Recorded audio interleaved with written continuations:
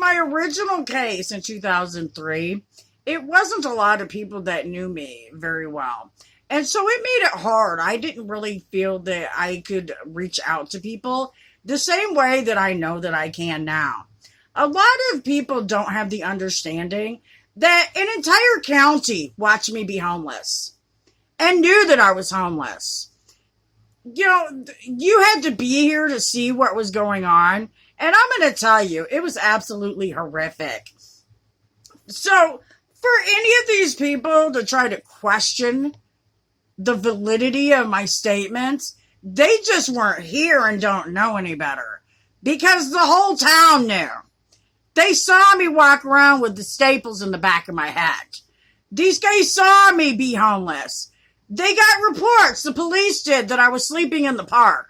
And in vacant cars and other places. They actually have a police report where they caught me sleeping at one of the it was a naturalist reservation over by where the school, the colleges, where they have where the student, housing is. They have a little area back there where they have a nature place. It's like a Federal Reserve. And the police caught me back there and made me leave.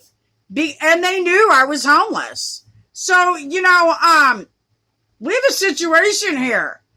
Because it might have been a little difficult for me to prove my case in 2003, and it shouldn't have been. I should have never been put on the street like I was.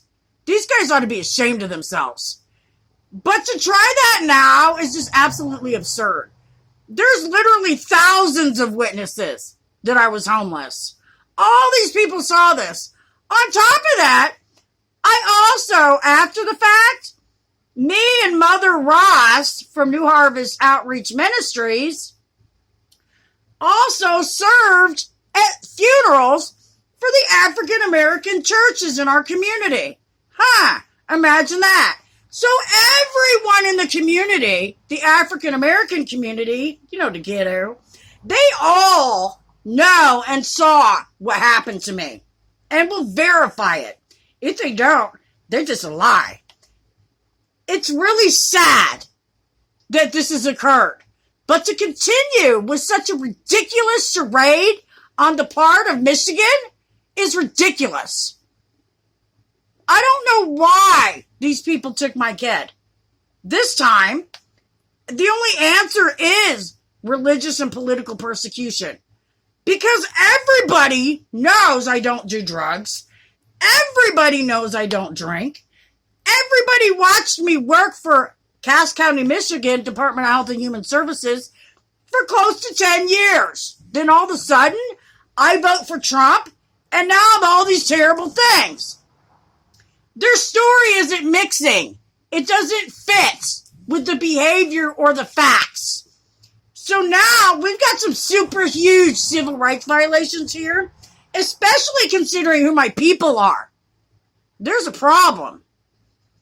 Where's my kid? Where's the children of all these other people who were wrongfully removed? I'd really like to know. Because I've got a laundry list of violations, and they don't want me to talk anymore about the Dozier.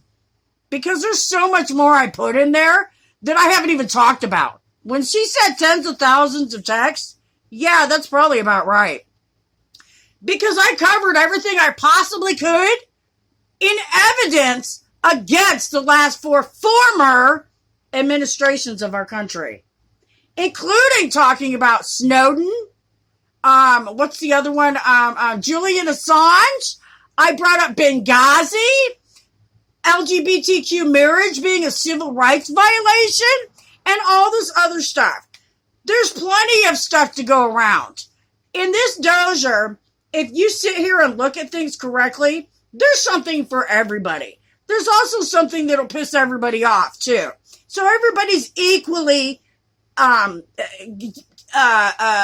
blessed with things in there. My point being is this. None of this would have ever happened if they wouldn't have wrongfully removed Tiara. They were wrong for that.